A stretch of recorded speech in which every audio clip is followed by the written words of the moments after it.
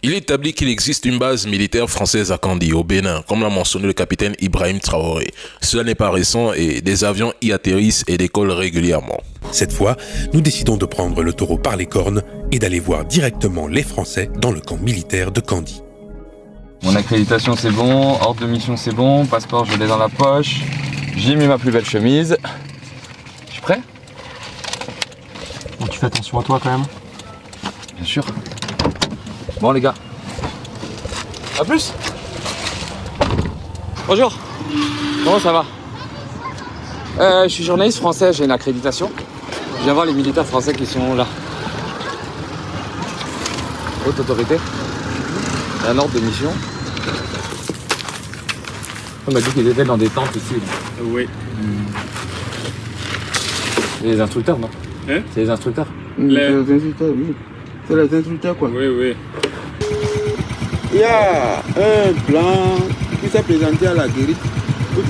Il est un journaliste, donc il veut voir leurs collègues français ici. Il a demandé si il a leur numéro, là, il n'a pas leur numéro. Donc, il a un ordre de mission du président de la HAC.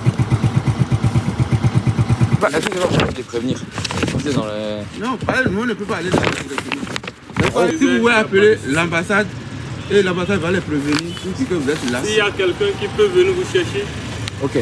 C'est quoi? Parce que je pensais que vous pouviez les prévenir et tout ça. Non, d'abord, il y a appelé le patron a dit non. On aurait voulu continuer d'enquêter, mais on se sentait de plus en plus surveillés.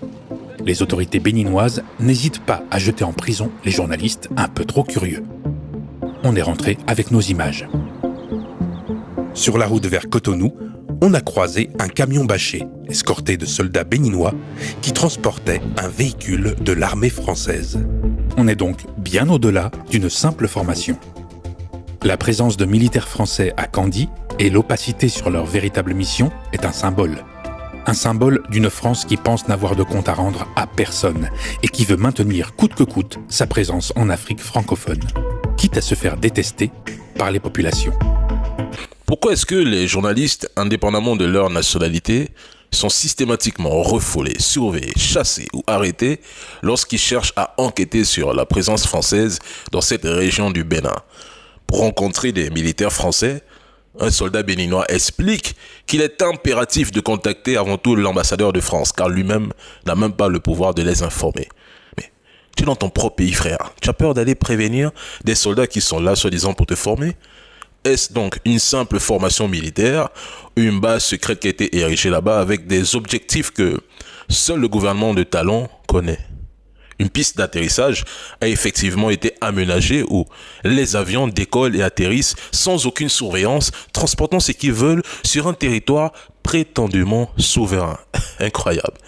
Plusieurs documentaires, au-delà même de celui-ci, sur cette présence militaire à Kandji, dépeignent les mêmes scénarios alarmants. Il y a une hostilité palpable envers toute personne posant des questions approfondies à ce sujet. La base est réelle, la famille. Et si ces militaires formaient vraiment des Béninois, il n'y aurait pas eu une telle hostilité à l'égard de quelques journalistes. Mais c'est drôle, hein, un pays soi-disant qui applique la démocratie, où lorsque tu commences à enquêter, on te met en prison.